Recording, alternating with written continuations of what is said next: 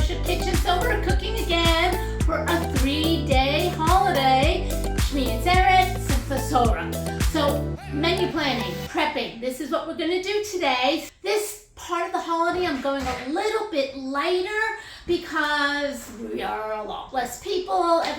My first night is going to be a comfort food, a nice beef stew cooked in the crock pot with fresh vegetables, served with white egg noodles and a nice crusty baguette and a salad.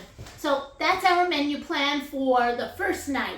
The second day, it's going to be an Israeli theme. We're doing make your own falafels, so falafel balls, tahina, hummus, Israeli salad, and French fries. Don't remember going to Israel and having those French fries. Baba ganoush I am making from the eggplants that I still have in my garden. Recipe you will find. And all the different kinds of salads that we can find. Some grape leaves will go on the table.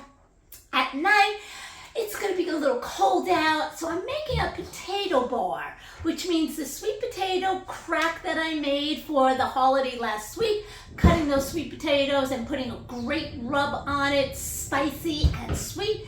And I'm also going to be cutting in the baked potatoes in half, putting that herb dressing on it and roasting them all face down, and all the toppings that you can think of, the sour cream, the chives, the bacon bits, anything that you can think of, even maybe pop in that vegetarian chili.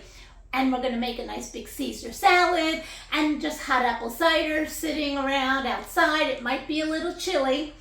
And for our lunch on Shabbat, I'm going light. We're making a seafood salad, egg salad. I'm making a big ziti, a big tossed salad.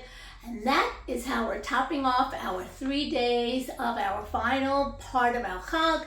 And we are going to have in our heart that the hostages should come home. Israel shall find peace in this world. So let us all join together, join me in my kitchen. Let's share our recipes, share our stories in Rochelle's Kosher Kitchen.